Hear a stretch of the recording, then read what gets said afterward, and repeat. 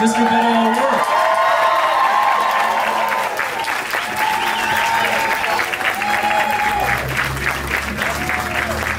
How's everybody doing? Good to see you.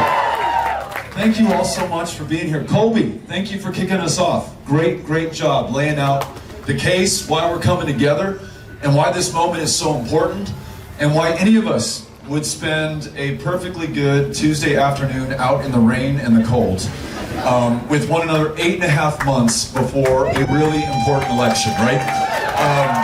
I think Colby nailed it. This is not about a candidate. It's not about a political party.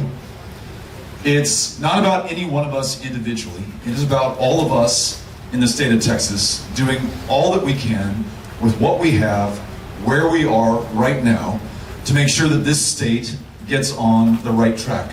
Again, not for Democrats, and not for Republicans, and not for independents, but each and every single one of us in the state of Texas, right? So Democrats, I'm glad that you're here. Republicans, I hope that you are here. Independents, we need you too. We need all of us at this moment, that this state is so deeply divided and so polarized and so fractured. We have a hard time talking to one another and listening to each other and building trust to do the big, important things that are ours for the doing. Not extremist, fringe, radical stuff on either side of either party, but the big things I think that we can all agree on. Like, wouldn't it be wonderful if the best jobs in the United States of America were created right here in the state of Texas? Right now, 4 out of 10 working Texans don't make a living wage. That means that they're working a second job or a third job to make ends meet. They're on public assistance. They're sleeping in a shelter. They may be outside in the rain right now because they do not have a reliable place to lay down at the end of the day. I want to make sure that if you're working full-time, you only work one job in the state of Texas, and you have enough to put that roof over your head, that food on the table, and you can take care of your kids and set something aside for the weekend as well, or to spend some of that hard-earned money on one of these food trucks that are lining just outside this pavilion, like that Korean-Mexican fusion that I've got my eye on right now. I think that's something that all of us can agree on, right? I don't know the Republican who's going to argue the point, or the Democrat who will turn their back. We want to make sure that once you graduate from this incredible institution, or anyone else who's entering the workforce is able to compete for and win the jobs of the future, and be right here in the state of Texas. In order to do that, it brings me to point number 2, something else that I think, or I hope, that we can all agree on, which is that we should have the best possible system of public education in America.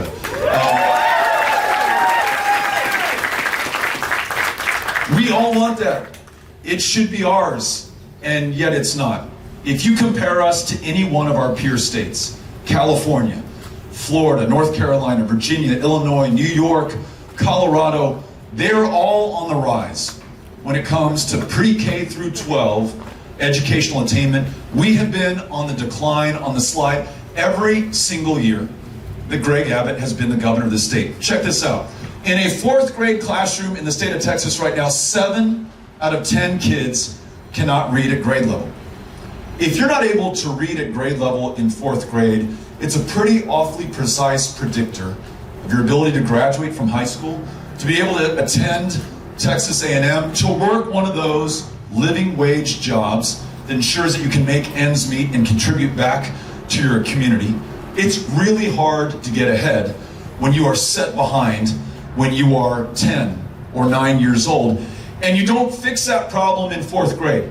You won't even be able to address it in 3rd grade. You have to make sure that you get it right at the start when that kiddo is 3 or 4 years old. So what if in this state we had universal all-day pre-K for every child in Texas? They're able to get ahead.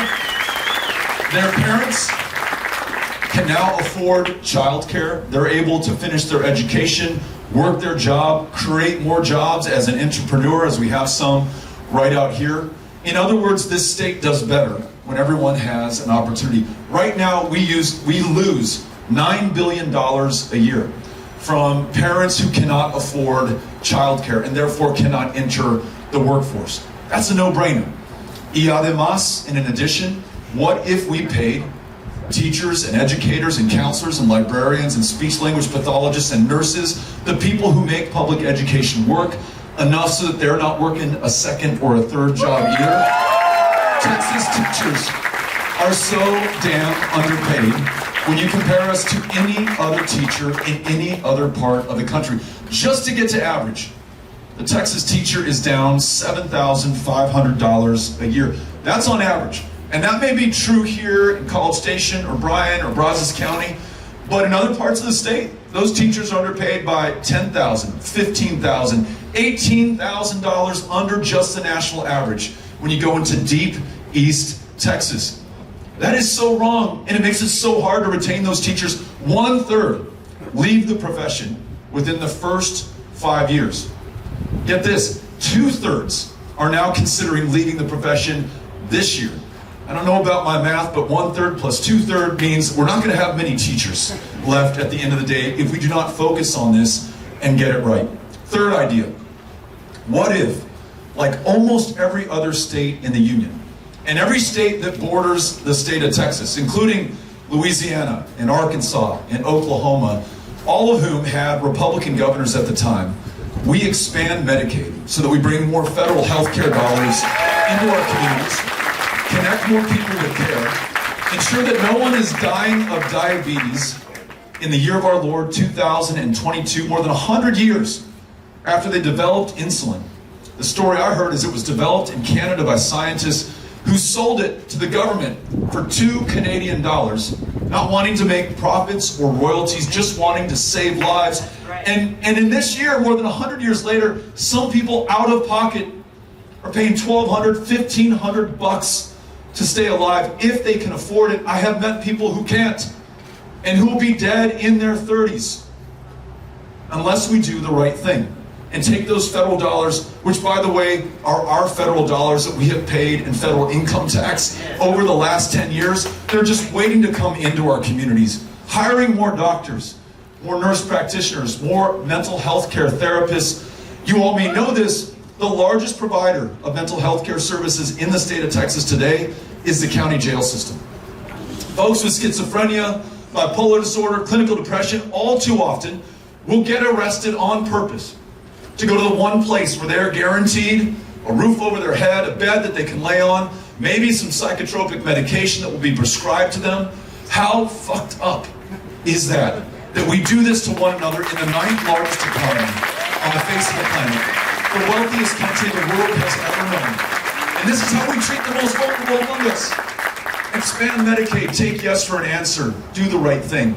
Last point, one where I think we're going to have pretty comprehensive, if not universal, agreement. I was at an event like this one in Fort Worth, and a veteran approached me, a man who served in Vietnam. And look, my hat's off to anybody who served in our armed forces in any era of this country's history. And we often talk about the World War II generation as the greatest generation. Let me make the case for the Vietnam era generation. Many of them were drafted, many enlisted voluntarily. All of them went off to fight a war that almost no one in this country fully understood, and soon the majority of this country were opposed to it. And when they returned from the battlefield, sometimes and almost always bearing the signature wounds and conditions of service and combat and battle and war. There were no ticker tape parades. There was no thank you for your service. There were no pats on the back. Very often there was scorn and the attempt to make people feel shameful for serving their country. And yet these men primarily, and some women, came back to communities just like this one and dug in and got after it and raised their families and started business and worked their jobs and contributed to their communities and their country nonetheless. This Vietnam veteran that I met in Fort Worth approaches me and he said, look, Beto, came back from Vietnam with post-traumatic stress disorder. And I go to the VA and they will prescribe me willingly, like they almost give it away, an opioid to deal with my conditions. Now, we all know that opioid may be something that he will become addicted to, could very well die from, when you look at the tens of thousands of our fellow Americans who have done just that. And he says, but you know what, it doesn't even make me feel good, it doesn't address the underlying conditions. I illegally buy marijuana right now because it is the only way, he told me, that I can address those underlying symptoms. It's the only thing that makes life worth living for me right now. I don't do it recreationally. I'm not doing it to get off. I do it to make sure that I can live literally. And why, in the eyes of the law, am I treated as a criminal in this state? So what I told him, and I'm telling you as well, when I'm governor, marijuana will be legal in the state of Texas. We're not locking anybody up for possession of a substance that is legal in most of the rest of this country, especially when we know that those who we put behind bars disproportionately in this state and in this country are black and brown. If we stopped enforcing marijuana laws in Texas, we'd save at a minimum $500 million a year, annually. And at a minimum, we would gain $500 million more in additional tax revenue. That's $1 billion to the positive. You can put that into schools. You can return it to the taxpayer. You can do whatever you wish, but you can use it for something that will actually improve the lives of our fellow Texans. So those ideas, great jobs, world-class schools, making sure that you can see a doctor when you need to see a doctor, and then ensuring that no one's locked up for possession of marijuana in the state of Texas anymore. We can all get behind that. Democrats can get behind that. Independents can get behind that. Republicans can get behind that. Am I right? These are the kind of things that can bring us together. But if we're going to be able to do this and get Texas on the right track and be there for one another, we've got to get past the person who's in the highest office in the land right now.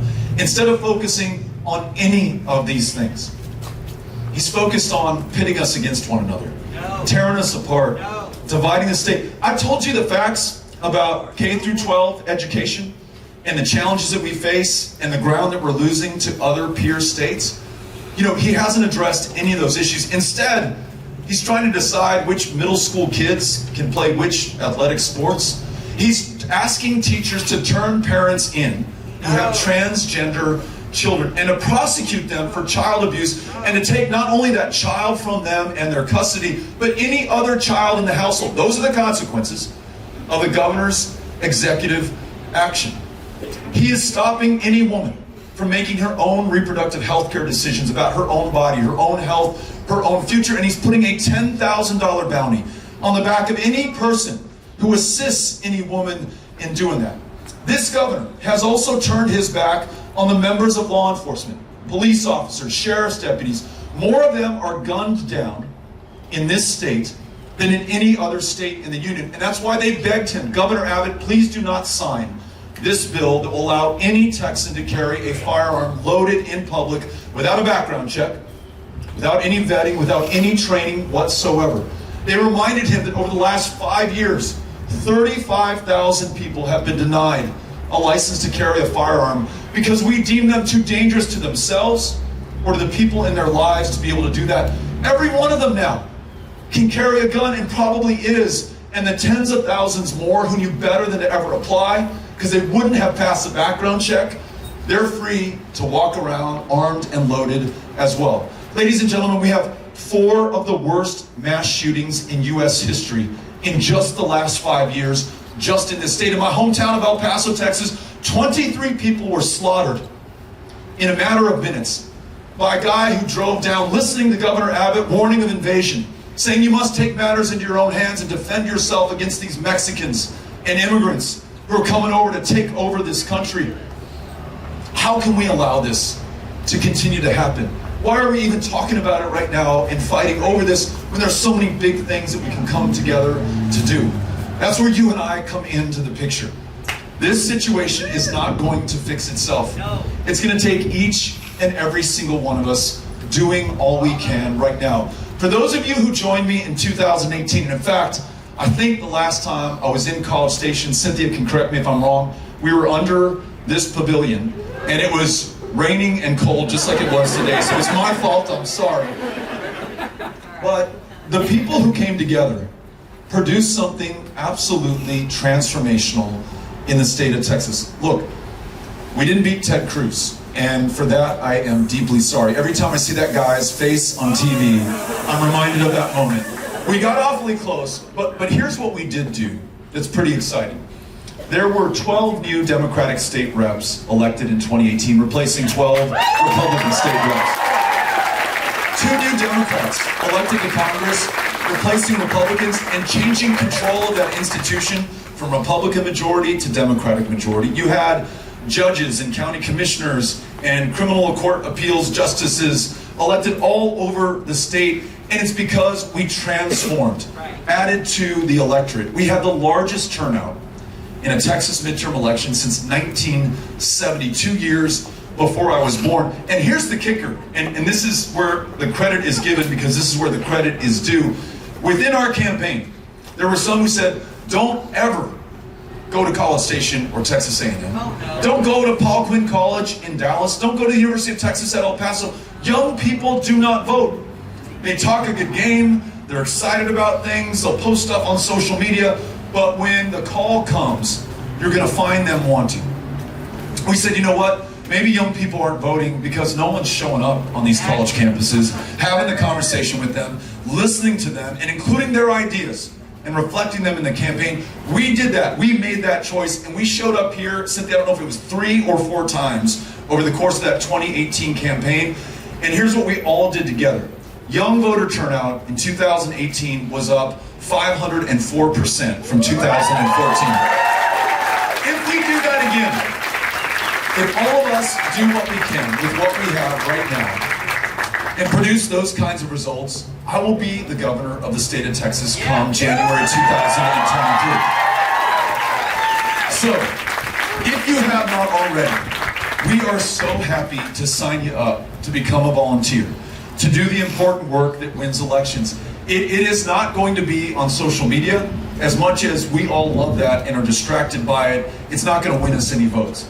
It is showing up at someone's door and having an open and honest conversation about why you're knocking on that door, why this election is so important to you. In your own words, from your own heart. Do not feel compelled to repeat a single thing that I have said today. There are no talking points. This is about you. This is about all of us. When you do that, it is so much more powerful than any slick TV ad, any advertisement that you can see on Facebook about anything else that is really just a static and interference in our politics and our democracy today. Human to human, eyeball to eyeball, face to face, profoundly transformational in a political campaign, and it is as old as democracy. They were doing the same stuff 2,500 years ago in Athens as we're going to do this year in College Station and in Bryan and in Brazos County. So if you have not already, you can go to betofortexas.com, sign up, it'll take you 30 seconds, and I'll warn you, we will put you to work. We're going to ask you to go knock on those doors. We're going to tell you the doors of persuadable voters, or voters who are likely to vote for a Democrat if they will just turn out in the first place, and we will send you to them. We'll answer your questions. We'll talk you through any concerns that you have, but we need you to do the work. The future, the fortune, the fate of this state is literally in your hands right now. No one else is going to decide this for us. So don't listen to anyone else about our chances or our odds in this race. It is 100% up to us. You all with me on this? All right. I'm looking forward to running this race with you and winning it for you. And right now, Cynthia Kano, who's got her hand up, if you have a question, have a comment, something that you want to get off your mind, she is going to bring you a microphone, and I'm going to listen to you.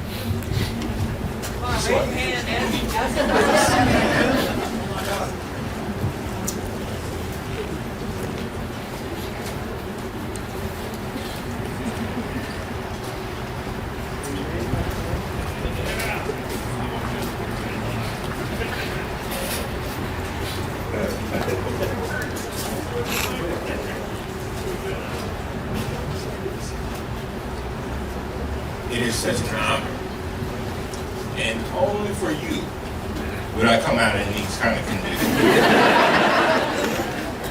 Let me tell you about Beto O'rourke.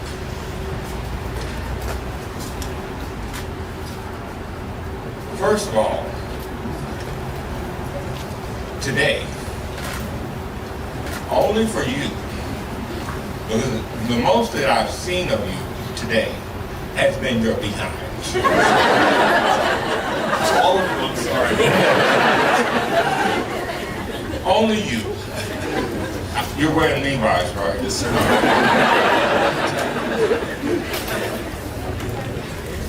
first time I met you was at the Monster Museum, library in Bryan. That day, it changed my life. I've told you this. I showed up there as someone who was very despondent about the way things were going in our country. And when I heard you speak, it restored my faith in mankind, in this country. It motivated me to take a more active role in the community, using my voice in my own story.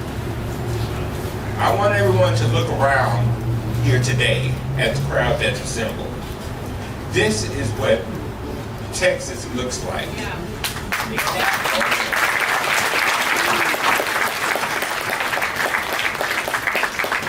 There are so many things that need to change. That's my phone going on. It keeps me going. But it doesn't get me going like Beto O'rourke. We need to be the change that we want together. Shortly coming up will be the 1-year anniversary of the mass shooting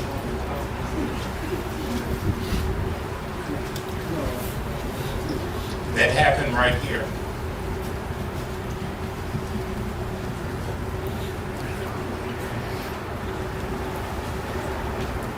It was shown on KBTX the other night with a lady, her husband was killed. She had just found out 2 weeks before then that she was pregnant with their child. Her daughter will never get a chance to meet her father.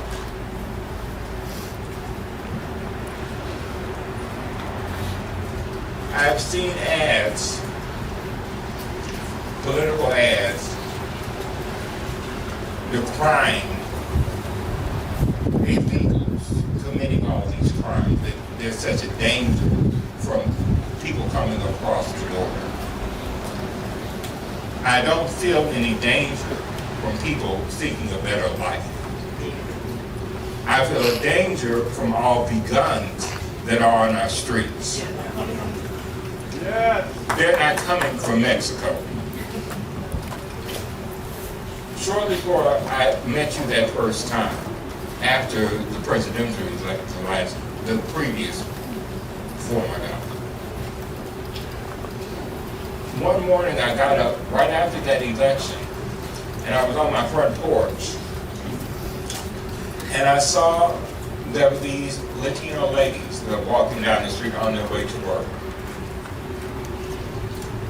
And my heart broke, because I said, what becomes of hardworking, law-abiding citizens like them in this world that is being unleashed of hate and anger towards one another? Beto, the words that you spoke to me that day were a call to action. Right. To reach out and treat people as human beings first and foremost. You don't seek to divide. We need to continue to reach out to one another, to talk to one another, to not paint each other with the same brush.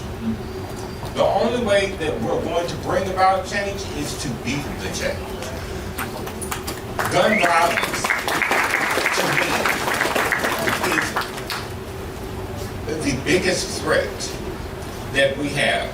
When you see the news every day, it's about more shootings, more shootings. But your opponent doesn't seem to have a problem with that. I am firmly with you, Beto. It's because of you that I'm standing here today, that I ran for city council. We can be the change. Beto can be the change, but he needs our full support.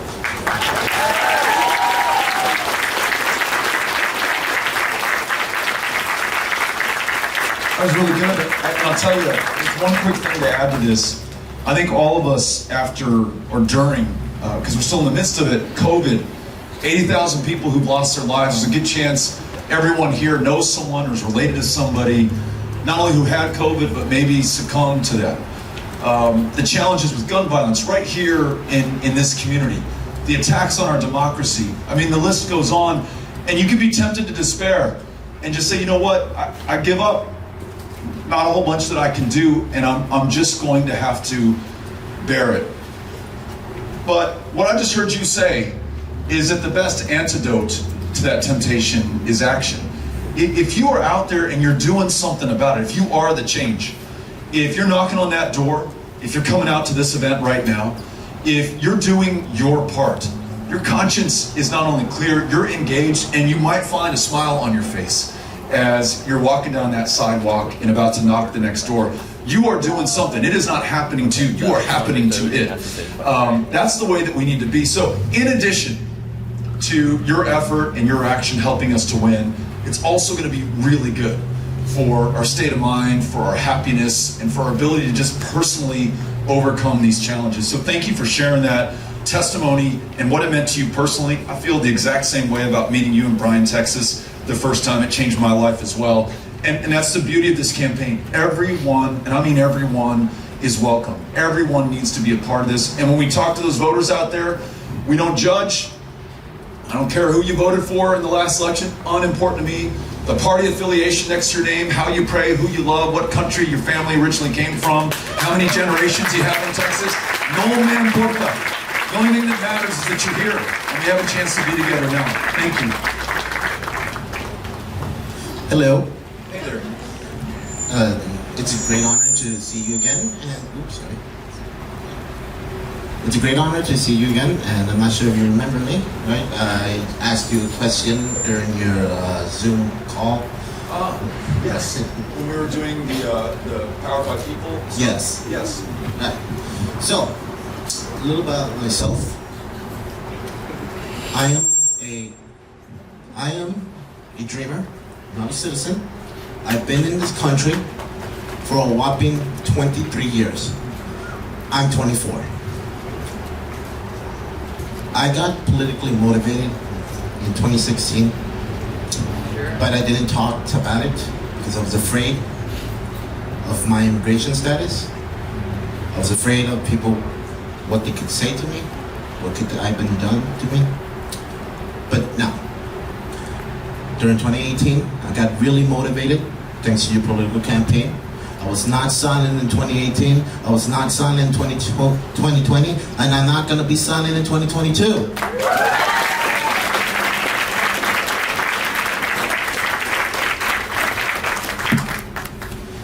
My question to you, and I'm pretty sure I know the answer, is are you going to repeal all the bigoted executive orders that our governor has imposed on immigrants and dreamers like myself? Thank you for asking the question. Thank you for being here. And thank you for being unafraid. Well, it's an inspiration and an example to all of us. The answer is yes. And I want to make sure that everyone understands the cost and consequence of what the governor's doing right now. Whatever he might be saying, his actions and certainly his rhetoric are not making us any safer. As you all know, because you may have friends who are in the Guard, you may yourselves be members of the Guard, you may have family members, the governor activated 10,000 members of the Guard for a one-year deployment to the Texas-Mexico border. 1 week to say goodbye to your family, to your kids, to leave your job, to leave your school. There are Guard members from Texas A&M who are on the border right now in Zapata and Webb and Hidalgo counties, to go be part of a solution in search of a problem. When I reach out to these Guard members and I ask them, how many immigrants have you apprehended?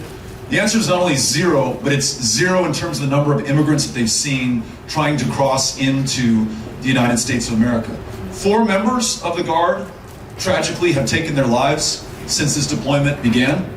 2 of them have died in accidental gun discharges. Understaffed in right now, who would love to be back in that classroom or that hospital taking care of the people who give them meaning in their lives and who will help all of us, but are unable to do that because they are window dressing for the governor right now.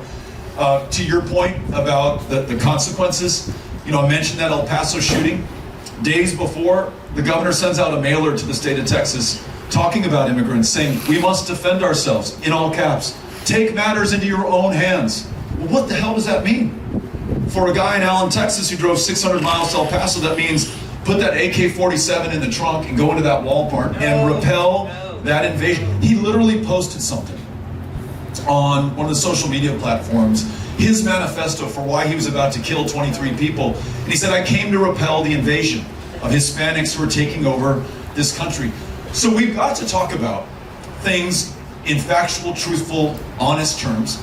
We have to acknowledge there are some challenges at the border, but the people of Texas can come up with the real solutions to them, like leading nationally to make sure that we rewrite our immigration laws, make every person who came here as a dreamer legal, ensure that their parents, the original dreamers who made that decision to come here seeking a better life for you, for themselves, but also for the communities in which they live, that they're made legal as well, that we have pathways to work and reunify family members, and that we encourage people and ensure that if you come to this country, you follow the laws when you come to this country.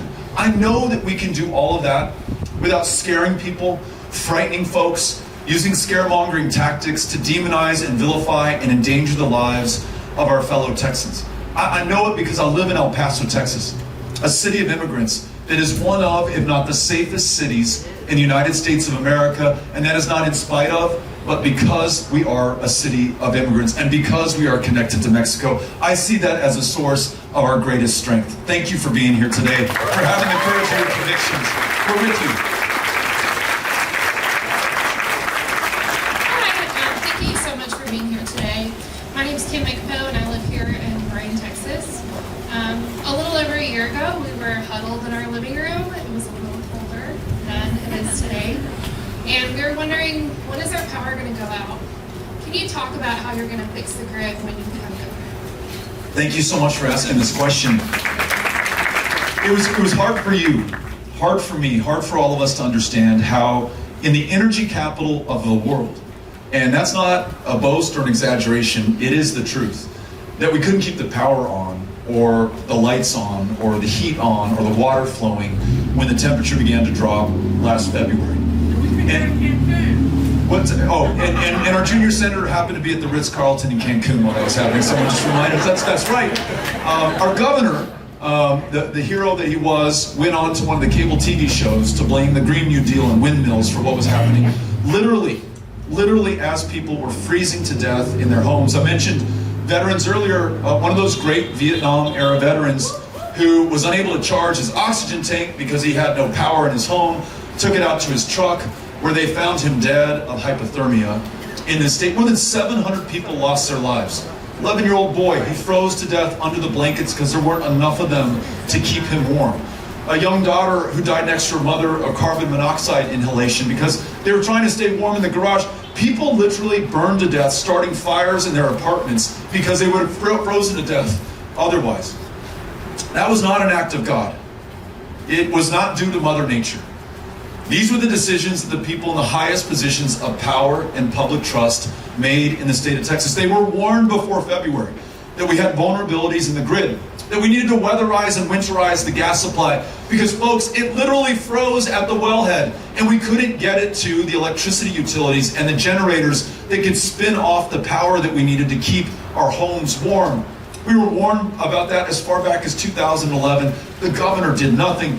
But to make it even worse, after all these people died, and after we saw $300 billion of damage done to the Texas economy, he still has not done anything. And it may be that those energy CEOs who have the pipelines, who have the gas supply in the state of Texas, are among Greg Abbott's greatest donors. I would argue they have paid him to look the other way, to not fix the problem, and also to not claw back the $11 billion in illegal profits that they made while people were freezing to death in the state of Texas. Your question, what are we going to do differently going forward? We're going to weatherize the gas supply. We're going to connect ERCOT, the grid that serves this area, to the national grid so we can draw down power when we need it in the middle of a winter storm like we had last February. We're going to make sure we hold those accountable who illegally profited off the suffering and misery and death of our fellow Texans. Not just the $11 billion that they stole from us, but let's go after double or treble damages and make sure that we return that to the ratepayer. You all right now are paying something that we call the Abbott tax. $45 on average, higher utility bills every single month. You're paying for the profits of those energy company CEOs who stole from us and our fellow Texans. We're going to make sure that we return that money to the ratepayer, and we're going to put an independent market monitor in charge of the gas supply in Texas, so you will never again see somebody charge 200 times. That's what they did. 200 times the going rate for fuel in Texas. It was extortion. Yes. It would be like going to the gas pump and having the guy behind the counter at the convenience store say that'll be $425 a gallon. That's what we're talking about. That's what happened to us in the state of Texas. So, long answer to your question, but I think it's really important that we understand why this happened, who did this to us, and how we're going to fix it going forward. Thank you for asking. Appreciate it. Cynthia. Right, have my hands straight up. Here Okay, we go. there we go. Thank you so much for coming. So I'm a current student here at Texas A&M, and I'm an environmental studies major, and I'm minoring in climate change and public health. So my question to you is, what are your plans to fight against climate change? Tell me a state that has more to gain or to lose than Texas. Anybody from Houston? So you all know this better than anyone in America, maybe as well as anyone on the planet. You all saw the rainfall record in North America in 2017. I can't remember, was it 60 inches that fell from the sky over a 24-hour period? More than has ever fallen on any part of this continent for as long as humans have been keeping records. Now, that wasn't just a freak occurrence. It is what scientists tell us is increasingly likely to happen. We're going to have more storms. They're going to be more intense. They're going to be less predictable. Not unlike Winter Storm Uri that we saw last February when Abbott and his grid failed all of us here in Texas.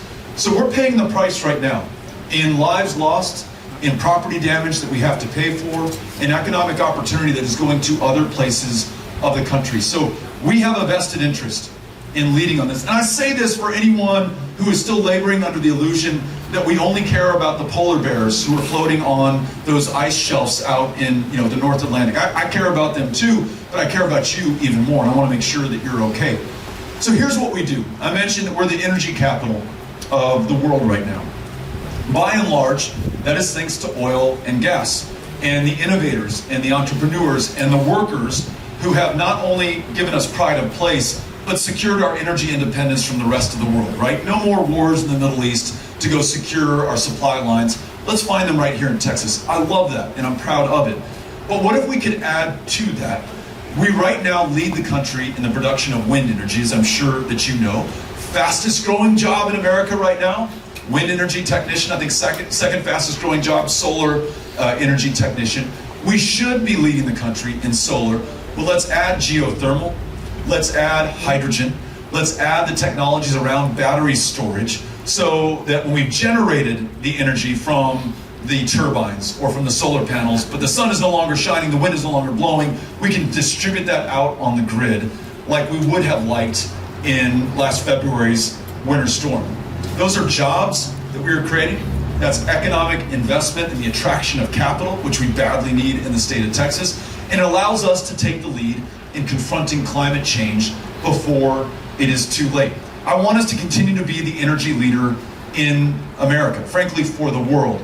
But we're going to need you and others who are getting the education now to take the lead in the future to make sure that we get this done right. And I just want you to know, as governor, I'm going to partner with you. I'm going to listen to you. I'm not going to ignore the science. I'm going to follow it. I'm going to make sure that we do the right thing while we still have time to do the right thing. Thanks for asking the question. Appreciate it.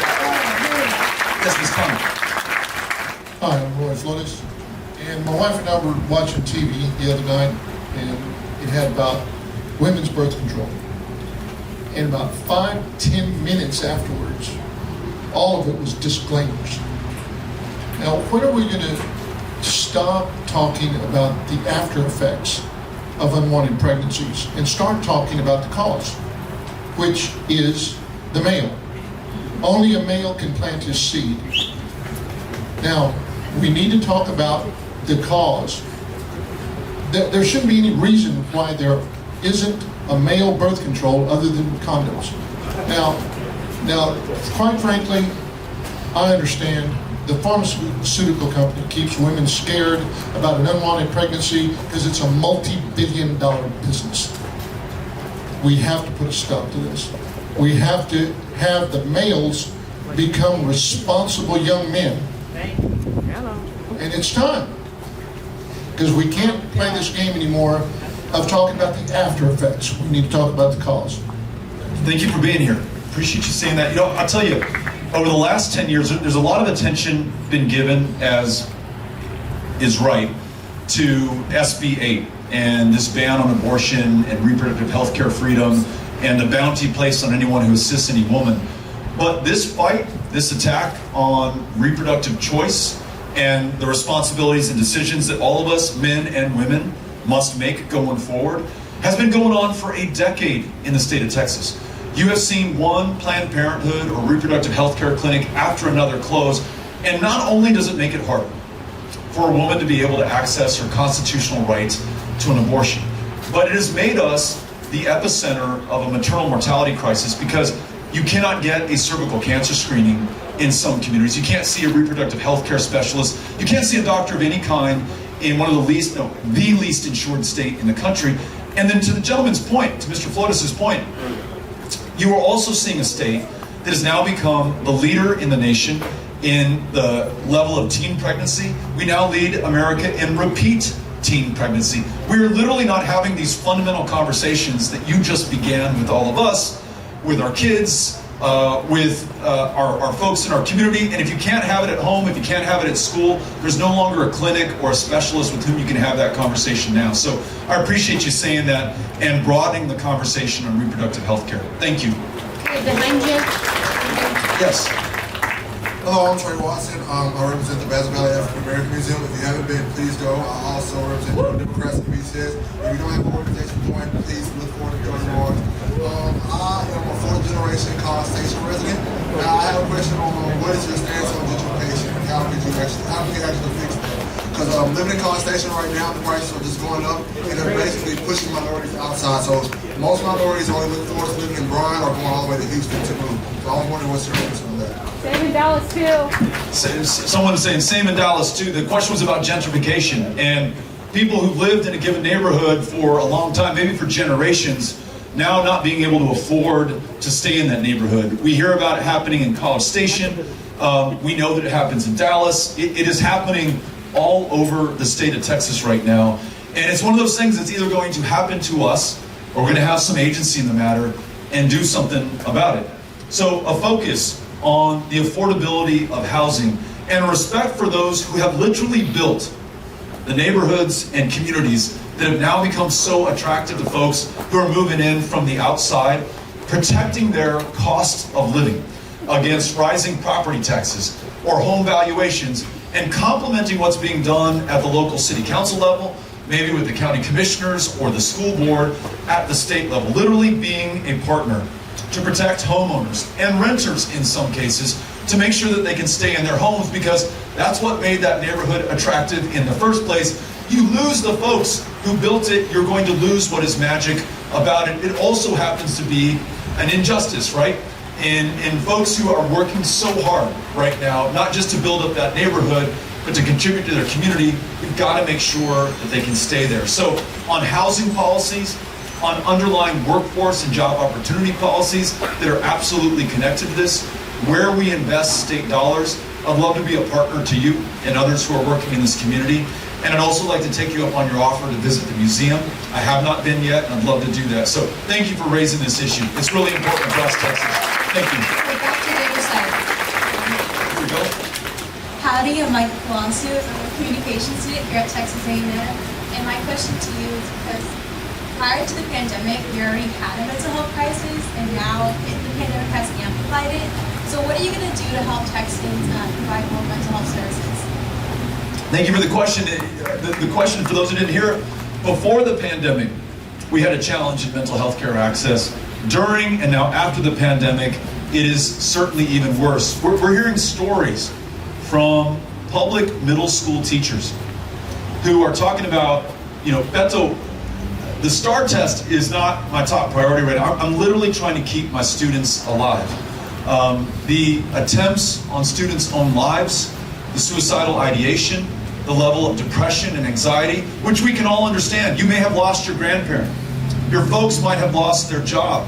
You may not have a place that you can reliably call home day after day. You may be on free and reduced breakfast and lunch and not have a warm meal to look forward to at the end of the day. That is all going to take its toll on your ability to be okay, literally, and to focus on your studies and to learn and just to be alive. And the way that we're meeting it is by defunding our public schools right now, taking resources away from these teachers, these kids, and the therapists who should be in these schools and helping those in these classrooms right now. So let's fully fund mental health care throughout the state for sure. Let's prioritize the most vulnerable in our communities. I'm thinking about the youngest among us for sure in those schools. Let's make sure that we have complete schools. Yes, the instructional learning. Yes, free and reduced breakfast and lunch. But even better, yes, primary and mental health care for those kids. Let's make sure that we acknowledge that some Texans are on a wait list that is measured not in days or weeks, but years to be able to see a provider. And that without Medicaid expansion, there are millions of our fellow Texans right now who make too much from Medicaid and not enough to qualify for the subsidies in the Affordable Care Act, and they are literally going without any care whatsoever. We're losing them. We're losing their opportunity and ability, and far too often they're turning to other ways to treat their symptoms, including buying illegal drugs on the street. And we know that from folks who approach us and tell us that right now. Is it expensive to expand mental health care in Texas? Yes. It's a whole hell of a lot less expensive than the way that we pay for it right now in those county jails, in those ER rooms, in the county taxpayer who's footing the bill at the end of the day for uncompensated care. So you have my commitment that when I'm governor, we are going to prioritize this and make sure that we match the resources. And again, not do this by appealing to Democrats, but do this by appealing to our fellow Texans, because we all know someone, we may be that very person, who could use that help and may not be able to obtain it right now. Thank you for that question. We have another back here. Hi, I'm also a student here at A&M, and I'm originally from Austin, and there's a lot of homeless people in Austin, and it's only been amplified with COVID and more unemployment, and I was wondering what are your plans to address that? I was with Cynthia, who's got the mic, in Houston, in Greens Point, a few years ago, and I was walking a neighborhood with a local pastor, and we go to a convenience store, and he introduced me to a guy named Magic, who is experiencing homelessness at the time, and we ended up talking, and I asked Magic, dumb question, forgive me on this, but I asked it, and I just want to, be honest about my ignorance. I said, Magic, essentially, why don't you get a job? What's the problem? Magic said, well, he was super patient and generous with me and kind. And he said, when I'm unable to take a shower, when I don't have a set of clothes that I can go in for a job interview with, when I can't feed myself and I'm hustling all the time just to get by, Beto, it's kind of hard to go get that job. The home comes first. Now, if I had a house and I had a shower and I had a place I could reliably go to, if I could tell the employer where I live and where to send a check at the end of the day, I could go get that job. The home comes first. So that was a revelation for me. And I'm glad that I learned from Magic what we need to do. We need to focus on housing, not unrelated to the conversation we just had about gentrification. If we can get that right, and if we can invest state resources where they're going to do the greatest good and making sure that we have homes, especially in a place like Austin, where one way or another we're going to pay for those who are unhoused right now. And when we acknowledge that no one chooses to be homeless, when the minimum wage in the state is $7.25 an hour, you will meet people like I did in Austin 3 weeks ago. We went to one of the homeless encampments, and I went by and knocked on people's tents and went in and shook hands and asked what was going on. Almost everyone I talked to had a job. Working at Whataburger, in one example. Someone else was working at either a Lowe's or a Home Depot, and then coming and sleeping in that tent at the end of the day.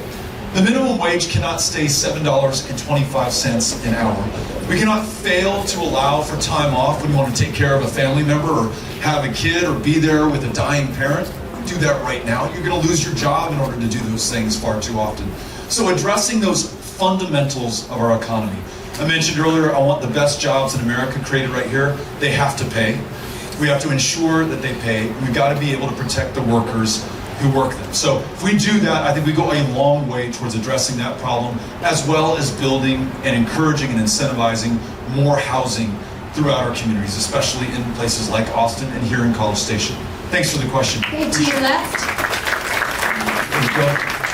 Hi, my name is Joe. I'm a first-generation Mexican-American. My parents immigrated to the U.S. in 2001 to Dallas, where, as I said before, it has been heavily impacted by gentrification. I'm also a survivor of sexual assault, and I wanted to ask, what do you plan to do as a governor to help people like me who have been through something incredibly traumatizing? Thanks for being here, and thanks for sharing that. I can't imagine that is easy to say in front of a lot of people, and the fact that you have the courage to do so is so important to all of us. And one of the things that I want to do after we have the public portion of the meeting is I actually want to ask the question of you that you just asked of me. I need to know what we can be doing in state government to help you and others who've experienced sexual assault. We have to acknowledge, though, that we have a governor today who's very hostile to the survivors of sexual assault. The abortion ban that I mentioned earlier, there's no exception for rape or incest. And when asked, the governor said, well, we're going to eliminate rape in the state of Texas. The clearance rate for rape, for sexual assault, for murder in the state of Texas since Greg Abbott has been governor has gone from 70% to 50%. It means there are more perpetrators on the street harming more people right now than there were before this guy took office. If we don't take you and what has happened to you and others like you seriously, we're going to continue to see this problem in the state of Texas. So what I want to do is, Cynthia, if you will make sure that we get a chance to spend a little time, I'd love for you to educate me and help me understand what we can do specifically. I just want you to know that you're important to me, and I want to make sure that we are following your guidance and getting this done, and when I'm governor, that this becomes a priority for all of us. Thank you for asking. Appreciate it.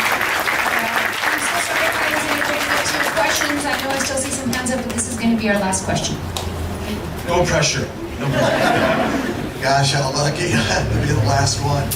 Anyway, I feel like I'm being presumptuous to give you advice, but please. But there's a couple of things I've seen. You know, you're just every time someone asks you something, you're just hitting it out of the ballpark. But there's two things I'm not hearing. I'm not hearing the very fact that you're a successful businessman. I really think you should harp on that more. The other thing I see, and I know you're looking at me and thinking, boy, this old boy, he sounds like he's from Tyler, you know. Guess what? I am from Tyler. I grew up over there with all their folk. And people fall out of their shoes when they realize that I've heard Spanish from the womb. I grew up, my mother was a Hispanic immigrant, and I've heard Spanish all my life. So it was a real shock, and I feel kind of awkward saying this after the young lady was so kind to share with us. But let's be honest, the average immigrant here didn't get up in the morning and think, I'm going to go out and rape someone, or I'm going to go out and steal. I mean, it's not what we're about, you know. And, you know, the one thing I was so proud of my mother is how much she helped other immigrants. I mean, my mother passed for white, you know. My mother was real light complected, what have you, but she didn't forget the other people, and she always helped them. And I'm seeing that's one of the things that the Republicans are using against us. So many people, if everybody listened to you, you'd win 100%. How the hell could they vote against you? Right. You know, you're hitting it on the head time after time after time, but they're using fear. All those immigrants. I'm like, who the hell are these immigrants? You know, I'm related to some of them, and none of us got up in the morning and want to do anything wrong. And to me, the solution to that is say, okay, I understand your concern. These people come in, they're different. What we'll do instead of arresting them, the poor fellow who barely has two dimes to rub together, is let's arrest the people who hire them. Yeah! And once we start doing that, then we'll have to face the reality, we need these immigrants. And then the immigrants could get paperwork, they could be legal, and then the few bad apples, and there's a few out there, not many, but the few bad apples, everybody will then be legal, and they say, hey, he's a bad apple, grab him. You know, it'll be 1 out of 100, and we can get rid of him, and then everybody else could be legal and work. Because all this strategy amounts to is they want a poorly paid, without rights workforce. And they got it. They got millions of people who come from Mexico and Central America without rights, and it's not what America's about. Thank you for sharing that. And just for the record, when I was a little bit older than some of the students here, I started a small technology firm in El Paso, Texas. We hired folks in high-skill, high-wage jobs in one of the poorest urban counties in America. And because we had a bilingual, binational, bicultural workforce, I think we were one of the most competitive outfits in the state of Texas, and we did really well. And for 20 years, every single week, I met a payroll, and we covered our employees' health insurance, and we delivered for our clients. I'm proud of that. And I also say that I think it's important. You may hear from Greg Abbott down the road, this O'Rourke guy, he wants to turn Texas into Venezuela, or he's a socialist. There's only one of us who's started a business and met a payroll and been part of the private sector and created those jobs. And so just make sure you share that with your friends. And I love what the gentleman from Tyler had to say about his own upbringing and his experiences and what immigrants mean to us. We were in La Mesa, Texas, which from El Paso we thought it was pronounced La Mesa, but it's La Mesa. And we were talking to a cotton grower, and when we were visiting with him, he said, I was just at breakfast with my friends, and they were going on about these illegals who were coming over here, and they were coming to take our jobs and do all these things to us. And the cotton grower said, I challenged my friends, which jobs did they take here? Was it a job that your son or daughter had? Was it a job that you had? Because if it is, we want to know about it, we want to go out and get them. Or was it in fact the people who are actually helping to pick the cotton and doing every single job that your son or daughter does not want to do, which if those immigrants didn't come here, your farms and ranches would be failing right now. And he said he was met by this silence and acknowledgement that he was speaking the truth. There's a groupthink that some of us, and none of us is immune from this, right? But we can fall into when it comes to immigrants and this rhetoric and this danger that we're supposed to guard ourselves against. And when it metastasizes and when it becomes toxic, you begin to see some of the things. I mentioned El Paso a couple of times today, but just this overall vilification of our fellow Texans and these proposed laws like show me your papers and prove to me if you're brown that you're one of us and that you belong here. The genius of America, there are so many, but one of them is we are a people of the planet. We came from the world over. 5 generations ago, it was my forefathers on my dad's side who came from Ireland. And they were poor, and they were strange. They spoke another language. They worshiped differently than the majority of people in this country. They were dirty. They were going to take over politically. And now you have an O'Rourke running for governor, so I guess we're about to do that. But there was a lot of fear about those Irish immigrants and what they were going to do to us. Back at the end of the 19th century, it happened with the Chinese after that. It's happening right now with these folks who are fleeing famine and starvation and brutality and death in the northern triangle of Central America and in Mexico. And we just got to acknowledge that at our best, we are those people. We were those people at one time. Most of us, not all of us, some brought here against our will, right? Right. But let's remember the genius of America and who we are at our best. And that's Texas, right? This is among, if not the most